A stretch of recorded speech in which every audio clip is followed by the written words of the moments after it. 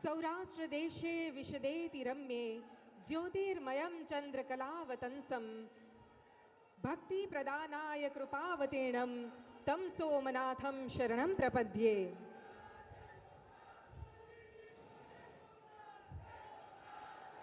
जय सोमनाथ, नमस्कार। सोमनाथ मंदिर की स्थापना के अमृत महोत्सव में आप सभी का बहुत बहुत स्वागत।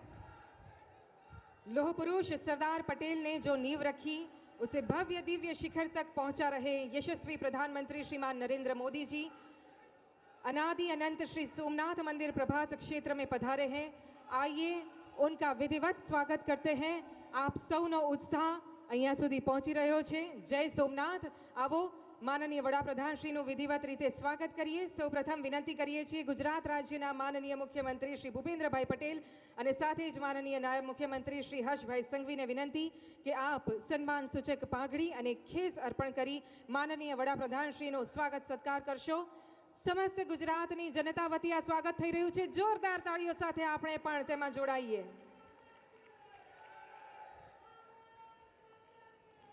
અને હવે મંચ પર બિરાજમાન ગુજરાતના માનનીય મંત્રી શ્રી જીતુભાઈ વાઘાણી અને માનનીય મંત્રી શ્રી અર્જુનભાઈ મોઢવાડિયાને વિનંતી કે આપ માનનીય વડાપ્રધાનશ્રીનું બહુમાન કરશો। સોમનાથ મંદિરની આ સુંદર ફોટો ફ્રેમ અને ડમરૂ અર્પણ કરીને માનનીય વડાપ્રધાનશ્રીનું બહુમાન।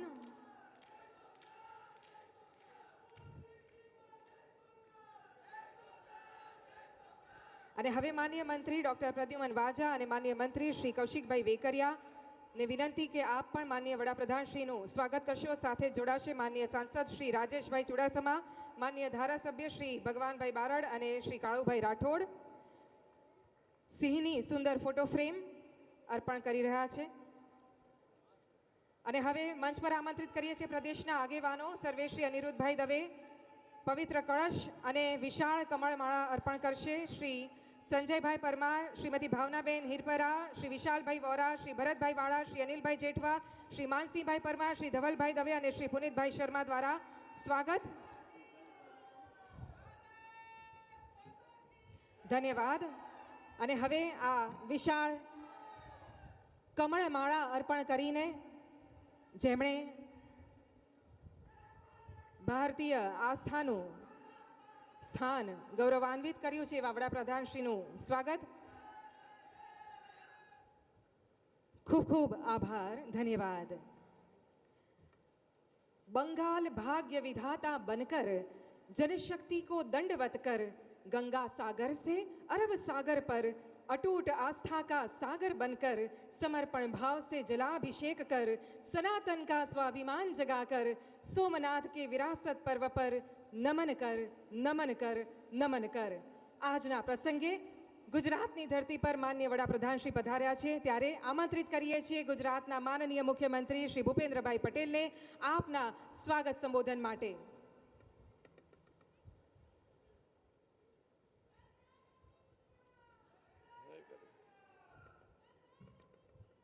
સોમનાથ અમૃત મહોત્સવ કાર્યક્રમમાં આપણી સૌની સાથે મંચ ઉપર ઉપસ્થિત વિશ્વના સૌથી વધુ લોકપ્રિય નેતા અને યશસ્વી વડાપ્રધાન આદરણીય નરેન્દ્રભાઈ મોદી સાહેબ, મારા સાથી નાયબ મુખ્યમંત્રી શ્રી હર્ષભાઈ સંઘવી, મારા સાથી સૌ મંત્રીશ્રીઓ, સાંસદશ્રી, સોમનાથ ટ્રસ્ટના ટ્રસ્ટીશ્રીઓ શ્રી જેડી પરમાર, श्री पीके लहरी, श्री हर्षवर्धन नोहटिया, श्री विशदभाई मफतलाल, आमंत्रित सर्वे महानुभाव, प्रेस मीडिया मित्रों सौने मारा नमस्कार।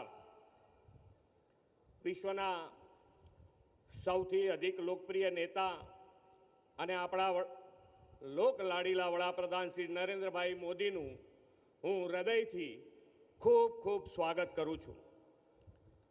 समग्र देश અને દુનિયાની નજર જે રાજ્યની ચૂંટણી પર હતી તે પશ્ચિમ બંગાળ સહિત આસામ અને પોંડિચેરીમાં પણ વિકાસની રાજનીતિને મળેલા પ્રચંડ જન સમર્થનના શિલ્પી યશસ્વી વડાપ્રધાન શ્રી નરેન્દ્રભાઈ મોદી સાહેબને સમગ્ર ગુજરાતની જનતા જનાર્દન વતી ખૂબ ખૂબ અભિનંદન પાઠવું છું। ભગવાન સોમનાથનું મંદિર સદીઓથી દેશની આસ્થા સંસ્કૃતિ, અડગ સંકલ્પ અને પુનર્જાગરણનું જીવંત પ્રતીક છે. આપણી આસ્થાના અજેય અને અતૂટ પ્રતીક આ મંદિરને ધ્વંસ કરવાના અનેક પ્રયાસો થયા અને દરેક વિનાશ પછી સોમનાથ ભગવાનનું મંદિર ફરી વધુ તેજસ્વતા સાથે ઊભું થયું છે. આજે આ દિવ્ય મંદિર વિધ્વંસમાંથી પુનઃનિર્માણના સરદાર સાહેબના અડગ નિર્ધાર, દ્રઢ સંકલ્પ અને રાષ્ટ્રના આત્મસન્માનનું પ્રતીક છે. તેમનો આ સંકલ્પ 1951ની 11 મે પૂર્ણ થયો.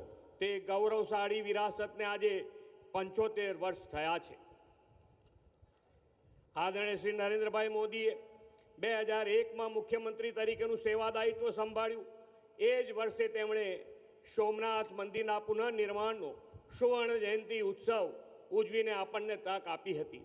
અને આજે સરદાર સાહેબનો દ્રઢ સંકલ્પ સાકાર થયાનો આ અમૃત ઉત્સવ આદરણીય વડાપ્રધાન શ્રી મોદી સાહેબની પ્રેરણાથી દેશની આઝાદીના અમૃતકાળમાં જ આવ્યો છે. તે સોનામાં સુગંધ સમો પ્રસંગ છે. આખા યુગનું નિર્માણ કરનાર વિઝનરી લોકનાયક શ્રી મોદી સાહેબે પ્રત્યેક ભારતવાસીઓમાં સાંસ્કૃતિક રાષ્ટ્રવાદ અને સનાતન હિન્દુ સંસ્કૃતિના પુનર્જાગરણનો ભાવ પ્રબળ બનાવ્યો છે. આદરણીય શ્રી મોદી સાહેબે અયોધ્યામાં રામ મંદિરના પ્રાણ પ્રતિષ્ઠા ઐતિહાસિક પ્રસંગે દેવથી દેશનું વિઝન આપ્યું હતું. સોમનાથ મંદિર પર 1000 વર્ષ પહેલા થયેલા આક્રમણ સામે શૌર્ય દાખવનાર સ્વાભિમાની યોદ્ધાઓને યાદ કરતું સોમનાથ સ્વાભિમાન પર્વ, કાશી વિશ્વનાથ કોરિડોર, કેદારનાથ ધામ વિકાસ, પાવાગઢમાં 500 વર્ષ પછી ધ્વજારોહણ અને અંબાજી કોરિડોર તથા સોમનાથ તાલીમ સંકલ્પ દ્વારા વિરાસત બી વિકાસ બી સાકાર કર્યું છે. અને ફરીથી જ્યારે આજે ગુજરાતમાં આવ્યા છે ત્યારે ફરીથી એમનું સ્વાગત કરીને વિરમું છું. ભારત માતા કી જય, વંદે માતરમ, જય જય ગરવી ગુજરાત. आपना ऊष्मापूर्ण स्वागत संबोधन माटे खूब खूब आभार माननीय मुख्यमंत्री श्री. देवियों और सज्जनों, 2026 का ये वर्ष सोमनाथ मंदिर के इतिहास में अत्यंत महत्वपूर्ण है. जनवरी 2026 में हम साक्षी बने सोमनाथ स्वाभिमान पर्व के और आज हम मंदिर की स्थापना का अमृत उत्सव मना रहे हैं. आज के दिन का गौरव करते हुए भारतीय डाक विभाग द्वारा एक विशेष स्मारक डाक टिकट जारी किया जा रहा है. सर्वप्रथम मैं गुजरात के मुख्य post master general Shri Ganesh Savaleshwarkar ji को आमंत्रित करती हूं कि वे माननीय प्रधानमंत्री श्री नरेंद्र मोदी जी को ये स्मारक डाक टिकट विमोचन हेतु प्रस्तुत करें. सभी मंचासीन अतिथिगण भी इसमें जुड़ेंगे. ये है सोमनाथ मंदिर. भारत की 1000 वर्षों की अटूट आस्था एवं श्रद्धा इस विषय पर विशेष स्मारक डाक टिकट पीढ़ियों तक पहुंचाने का माध्यम बनेगा. धन्यवाद. और अब मंच पर आमंत्रित करते हैं संस्कृति मंत्रालय भारत सरकार के सचिव श्री विवेक अग्रवाल जी को. आप मंच पर पधारें और ₹75 का स्मारक सिक्का माननीय प्रधानमंत्री जी को जारी करने हेतु प्रस्तुत करें.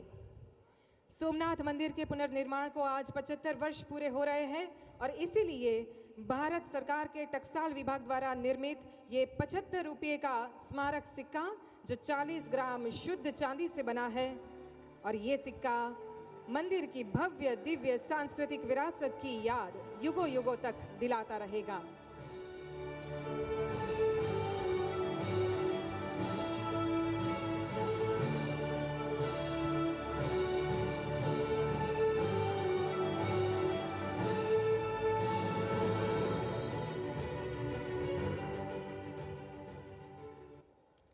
बहुत बहुत धन्यवाद मान्यवर. सनातन आस्था, सनातन स्वाभिमान और सनातन संस्कृति, आध्यात्मिक ऊर्जा, आध्यात्मिक एकता और आध्यात्मिक विरासत. जय श्री कृष्ण, जय श्री राम और हर हर महादेव. हम सब भारतवासी परम भाग्यवंत हैं जो इन 12 वर्षों में हमारे सांस्कृतिक गौरव की पुनर्स्थापना के साक्षी बन रहे हैं.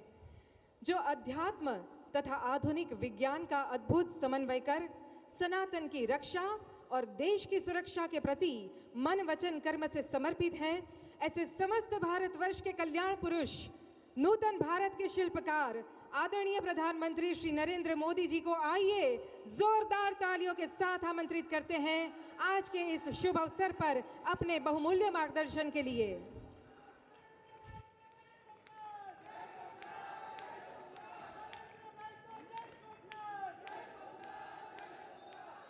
जय सोमनाथ। जय सोमनाथ। हर हर महादेव। गुजरात के मुख्यमंत्री श्रीमान भूपेंद्र भाई पटेल, उप मुख्यमंत्री भाई हर्ष संघवी जी, गुजरात सरकार के मंत्रीगण, सांसद एवं विधायकगण, अन्य सभी महानुभाव, देवी और सज्जनों, आज प्रभास पाटन का पवित्र क्षेत्र एक अद्भुत प्रभा से भरा हुआ है। महादेव का ये साक्षात्कार, ये सौंदर्य, धरती और आसमान से हुई पुष्प वर्षा,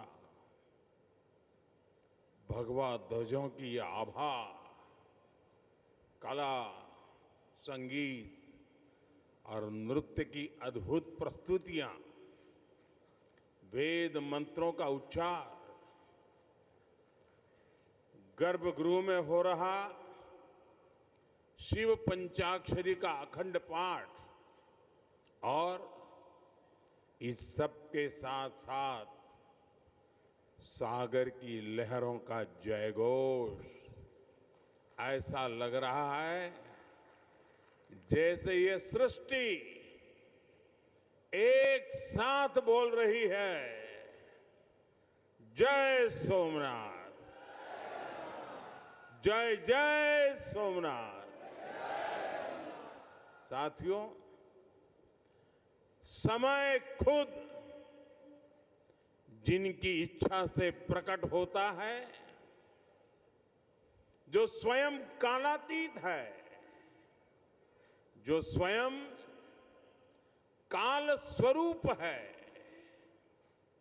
आज उन देवादिदेव महादेव की विग्रह प्रतिष्ठा के हम 75 वर्ष मना रहे हैं। ये सृष्टि जिनसे सृजित होती है, जिनमें लय हो जाती है, यतो जायते पाल्यते येन विश्वम तमीशं भजे लीयते यत्र विश्वम। आज हम उनके धाम के पुनर्निर्माण का उत्सव मना रहे हैं, जो हलाहल को पीकर नीलकंठ हो गए, आज उन्हीं की शरण में हां सोमनाथ अमृत महोत्सव हो रहा है। ये सब भगवान सदाशिव की ही लीला है। साथियों, दादा सोमनाथ के अनन्य भक्त के रूप में मैं कितनी बार यहां आया हूं, कितनी ही बार उनके सामने नतमस्तक हुआ हूं, लेकिन आज जब मैं यहां आ रहा था तो समय की ये यात्रा एक सुखद अनुभूति दे रही थी। अभी कुछ ही महीने पहले मैं यहां आया था, तब हम सोमनाथ स्वाभिमान पर्व मना रहे थे। प्रथम विध्वंस के 1000 वर्ष बाद भी सोमनाथ के अविनाशी होने का गर्व और आज इस आधुनिक स्वरूप की प्राण प्रतिष्ठा के 75 वर्ष हम केवल 2 आयोजनों का हिस्सा भर नहीं, सिर्फ हिस्सा भर नहीं बने हैं, हमें 1000 वर्षों की अमृत यात्रा को अनुभव करने का, शिवजी ने मौका दिया है। साथियों, 75 साल पहले आज के ही दिन सोमनाथ मंदिर की पुनर्स्थापना ये कोई साधारण अवसर नहीं था। अगर 1947 में भारत आजाद हुआ था तो 1951 में सोमनाथ की प्राण प्रतिष्ठा ने भारत की स्वतंत्र चेतना का उद्घोष किया था। आजादी के समय सरदार साहब ने 500 से ज्यादा रियासतों को जोड़कर एक भारत का आधुनिक स्वरूप गढ़ा था। तो साथ ही सोमनाथ के पुनर्निर्माण से उन्होंने दुनिया को बताया था, भारत केवल आजाद नहीं हुआ है, भारत अपने प्राचीन गौरव को पुनः हासिल करने के मार्ग पर भी अब आगे बढ़ चुका है। साथियों, इसलिए आज इस अवसर पर मैं केवल 75 वर्षों की झांकी नहीं देख रहा हूं, मैं यहां देख रहा हूं विनाश में सृजन के संकल्प को, जिसे सोमनाथ ने चरितार्थ किया है। मैं यहां देख रहा हूं असत्य पर सत्य की विजय को, जिसे प्रभास पाटन ने बार बार जिया है। मैं यहां देख रहा हूं हजारों वर्षों की आध्यात्मिक चेतना को, जिसने मानव मात्र के कल्याण की सीख समूचे विश्व को दी है। मैं यहां देख रहा हूं भारत के उस अविनाशी स्वरूप को, जिसे सदियों के कुत्सित प्रयास भी न मिटा सके, न हरा सके। और मैं यहां देख रहा हूं सोमनाथ का अमृत महोत्सव, ये केवल अतीत का उत्सव नहीं है, ये अगले 1000 वर्षों के लिए भारत की प्रेरणा का महोत्सव भी है। मैं सभी देशवासियों को दादा सोमनाथ के कोटि कोटि भक्तों को इस महोत्सव की बहुत बहुत बधाई देता हूं। साथियों, आज का दिन एक और वजह से भी विशेष है। 11 मई 1998 यानी आज के ही दिन देश ने पोखरण में परमाणु परीक्षण किया था।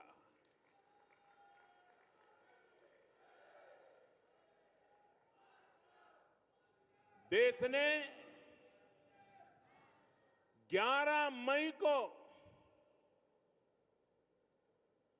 पहले 3 परमाणु परीक्षण किए। हमारे वैज्ञानिकों ने भारत के सामर्थ्य को, भारत की क्षमता को वैज्ञानिकों ने दुनिया के सामने रखा। दुनिया में तूफान आ गया। भारत, उसकी ये हैसियत, ये कौन होता है भारत जो परमाणु परीक्षण करे? और दुनिया की आंखें लाल हो गई। दुनिया भर की शक्तियां भारत को दबोचने के लिए मैदान में उतरी। अनेक प्रकार के बंधन लग गए। आर्थिक संकट की संभावनाओं के रास्ते सारे के सारे बंद कर दिए गए। कोई भी हिल जाता। जब दुनिया भर की बड़ी बड़ी शक्तियां इतना बड़ा आक्रमण कर दें तो आगे के रास्ते दिखते नहीं है। लेकिन हम कोई और मिट्टी के बने हुए हैं। 11 मई के बाद दुनिया हम पर टूट पड़ी थी। 11 मई को वैज्ञानिकों ने अपना काम कर लिया था, लेकिन 13 मई को फिर 2 और परमाणु परीक्षण हुए।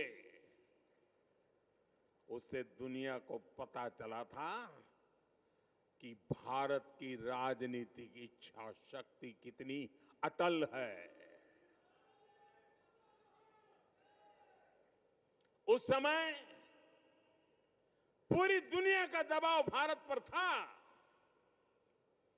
लेकिन अटल जी के नेतृत्व में बीजेपी सरकार ने दिखाया था कि हमारे लिए राष्ट्र प्रथम है। दुनिया की कोई ताकत भारत को झुका नहीं सकती, दबाव में नहीं ला सकती। साथियों, देश ने पोखरण परमाणु परीक्षण को ऑपरेशन शक्ति नाम दिया था, क्योंकि शिव के साथ शक्ति की आराधना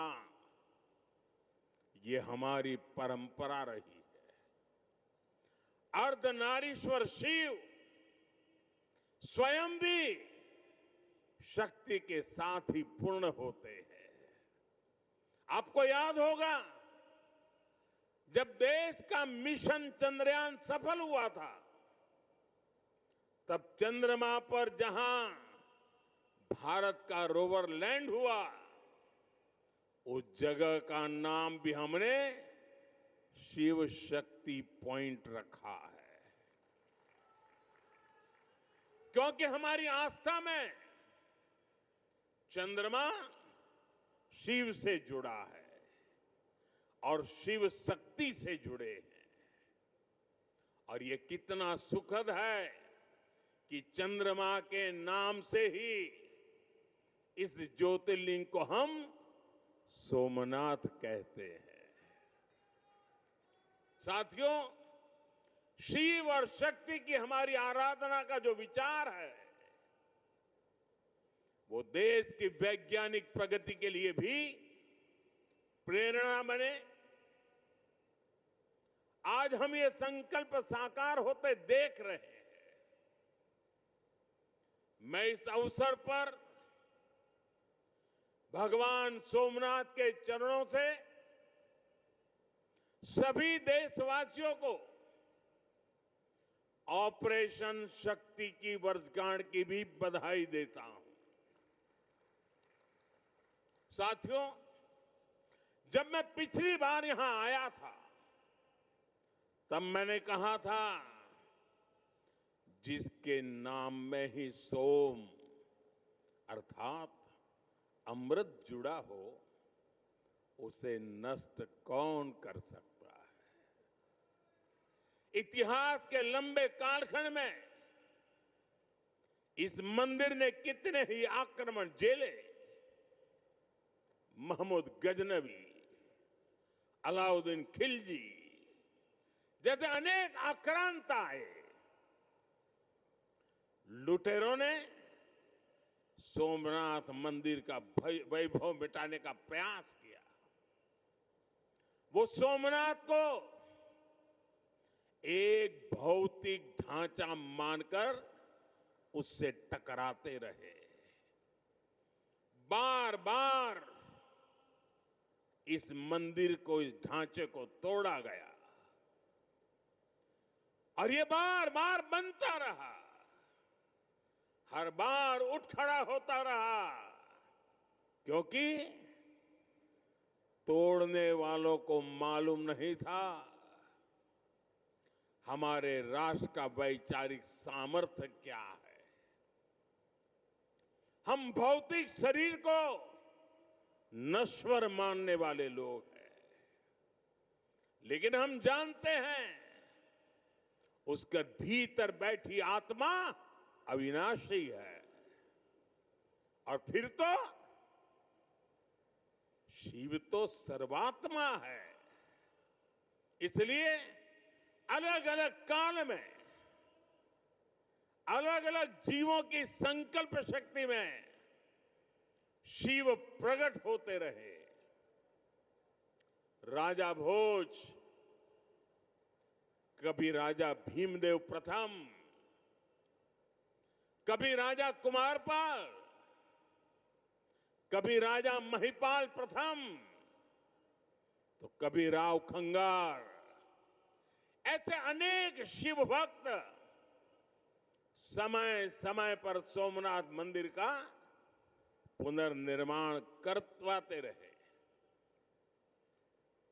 लकुलिश और सोम शर्मा जैसे कितने मनीषी, उन्होंने प्रभास पाटन क्षेत्र की विरासत को संरक्षित किया, इसे शैव साधना और दर्शन का महान केंद्र बनाया। भाव बृहस्पति, पाशुपताचार्यों और अनेक विद्वानों ने इस तीर्थ की आध्यात्मिक परंपराओं को जीवित रखा।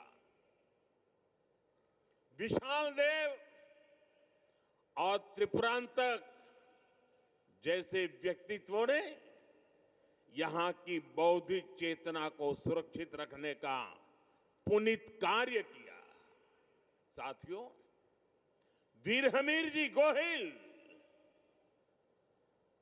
वीर वेगड़ा जी भील, पुण्य श्लोक अहिल्याबाई होलकर जी, बड़ोदरा के गायकवाड़ जाम साहब महाराजा दिग्विजय सिंह जी, ऐसी कितनी ही महान विभूतियां हैं जो सोमनाथ की सेवा में अपना सर्वस्व अर्पित करती थी। मैं आज इस अवसर पर सरदार वल्लभ भाई पटेल, डॉक्टर राजेंद्र प्रसाद, श्रीमान के.एम. मुंशी जी,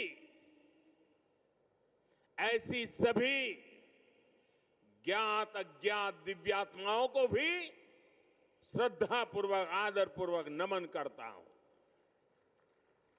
उनका स्मरण हमें ये प्रेरणा देता है कि हमें न केवल अपनी सांस्कृतिक विरासत को आगे बढ़ाना है, बल्कि इस जिम्मेदारी को आने वाली पीढ़ियों के हाथों में सौंप कर भी जाना है। साथियों, हमारे सांस्कृतिक स्थल हजारों वर्षों से भारत की पहचान रहे हैं। इतनी समृद्ध विरासत हमें मिली है, लेकिन आप विडंबना देखिए, हमने दशकों तक उसके महत्व को नहीं समझा। दुनिया में से कितने ही उदाहरण हैं जहां विदेशी हमलावरों ने राष्ट्रीय पहचान से जुड़े स्थलों को नष्ट किया, लेकिन जब उस देश के लोगों को मौका मिला, सबने साथ आकर अपनी पहचान को फिर से सहजा, फिर से संवारा, पुनः प्रतिष्ठा की। लेकिन हमारे यहां राष्ट्रीय स्वाभिमान से जुड़े विषयों पर भी राजनीति होती रही। सोमनाथ खुद इसका सबसे बड़ा उदाहरण है। आजादी के बाद पहले दायित्वों में से एक था कि सोमनाथ मंदिर का पुनरुद्धार करते। इसलिए सरदार वल्लभ भाई पटेल और डॉक्टर राजेंद्र प्रसाद जी, उन्होंने इसके लिए इतने प्रयास किए। लेकिन हम सब जानते हैं उन्हें इसके लिए नेहरू जी द्वारा कितना विरोध झेलना पड़ा था। मैं आज इसके विस्तार में नहीं जाऊंगा, लेकिन ये सरदार साहब की इच्छा शक्ति थी कि इतने विरोध के बावजूद सरदार साहब डिगे नहीं। सोमनाथ मंदिर का पुनर्निर्माण भी हुआ और देश ने सदियों के कलंक को भी धो दिया। साथियों, दुर्भाग्य से देश में ऐसी शक्तियां आज भी प्रभावी हैं जिन्हें राष्ट्रीय स्वाभिमान से ज्यादा तुष्टीकरण जरूरी लगता है। राम मंदिर निर्माण जैसे अवसरों पर भी हमने देखा है किस तरह राम मंदिर निर्माण का भी विरोध किया गया। हमें ऐसी मानसिकता से सावधान रहना है।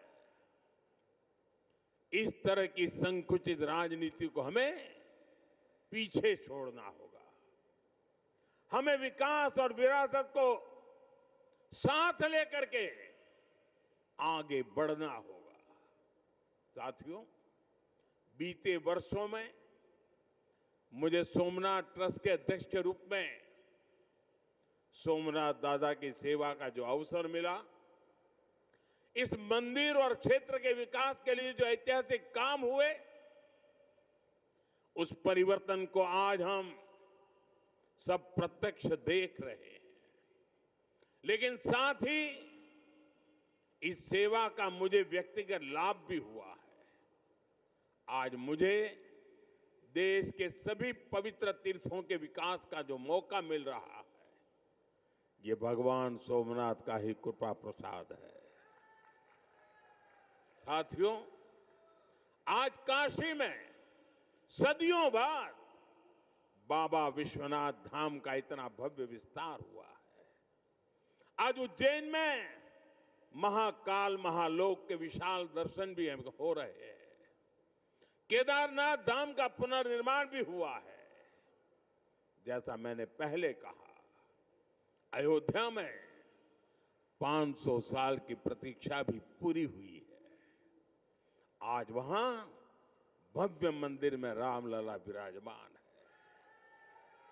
साथियों, ऐसे कितने ही पवित्र तीर्थ, पवित्र मठ, मंदिर और क्षेत्र, उनकी जो महिमा हमने पुराणों में सुनी है, आज वहां हमें उस समृद्ध परंपरा के दर्शन होने लगे हैं। और ये इतना कुछ 10-12 साल के भीतर भीतर हुआ है। साथियों, हमारे सांस्कृतिक केंद्रों की उपेक्षा देश के विकास में बड़ी बाधा रही है, क्योंकि हमारे तीर्थ भारत की आध्यात्मिक सामाजिक व्यवस्था के केंद्र तो है ही, वो देश की आर्थिक प्रगति के भी स्रोत रहे हैं। आज आप देखिए, 4 धाम महामार्ग परियोजना, गोविंद घाट से हेमकुंड साहिब तक रोपवे परियोजना, करतारपुर कॉरिडोर, बौद्ध सर्किट का विकास, इनके जरिए देश में तीर्थ क्षेत्रों में आर्थिक गतिविधियां बढ़ी हैं। सोमनाथ परिसर भी इसका एक सशक्त उदाहरण है। आज सोमनाथ मंदिर ट्रस्ट से सैकड़ों परिवार जुड़े हैं। हजारों लोगों का जीवन इस क्षेत्र से जुड़ा हुआ है। देश दुनिया के कोने कोने से जो लोग यहां आते हैं वो गुजरात के बाकी हिस्सों में भी जाते हैं। इससे प्रदेश और देश में प्रगति के नए द्वार खुलते हैं। साथियों, हमारी आस्था हमें जीवन जीने का तरीका भी सिखाती है, क्योंकि हम मानते हैं सर्वम खलिद्वम ब्रह्म, अर्थात सृष्टि का हर एक घटक, इस संपूर्ण प्रकृति भी ईश्वर का ही स्वरूप है। इसलिए हमारी आस्था नदियों में भी है, वृक्षों में भी है। हम जंगलों को भी श्रद्धा की दृष्टि से देखते हैं।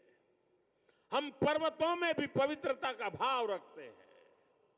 और आज जब दुनिया प्राकृतिक जीवन शैली की ओर लौट रही है, हमें हमारी शक्ति को भी पहचानना होगा।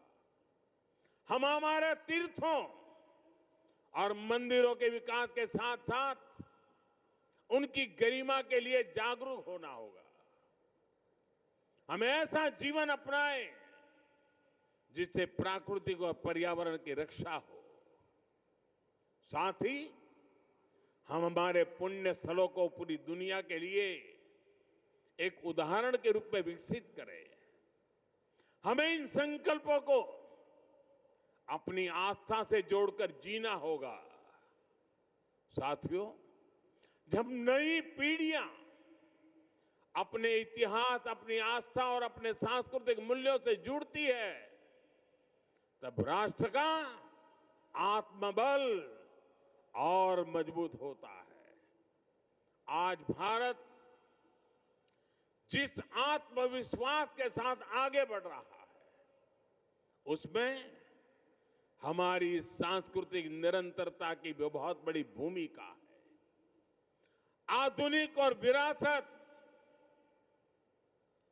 आधुनिकता हो या विरासत हो, भारत में इसे कोई अलग नहीं कर सकता। भारत में एक दूसरे के विरोधी नहीं है। ये साथ साथ आगे बढ़ने वाली शक्तियां हैं, एक दूसरे में प्राण पूरने वाली शक्तियां हैं। सोमनाथ हमें याद दिलाता है कि कोई भी राष्ट्र तभी लंबे समय तक मजबूत रह सकता है जब वो अपनी जड़ों से जुड़ा रहे, जब वो अपनी विरासत को आने वाली पीढ़ियों तक उसी श्रद्धा और विश्वास के साथ उनके हाथों में सुपुर्द करे। 75 वर्ष पहले जब ये पुनर्निर्मित सोमनाथ मंदिर में 75 वर्ष पहले प्राण प्रतिष्ठा हुई थी, तब भारत ने एक नई चेतना यात्रा शुरू की थी। आज 75 वर्ष बाद वही यात्रा और अधिक व्यापक रूप में हमारे सामने है। हमें इसे नई ऊंचाई पर लेकर जाना है। हमारे संकल्पों को पूरा करने में दादा सोमनाथ का आशीर्वाद हमेशा हमारे साथ रहे, यही प्रार्थना है। एक बार फिर सभी देशवासियों को, विरासत में विश्वास करने वाले हर नागरिक को, आप सभी को इस अवसर की बहुत बहुत बधाई देता हूं। मेरे साथ बोलिए, जय सोमनाथ, जय सोमनाथ, हर हर महादेव।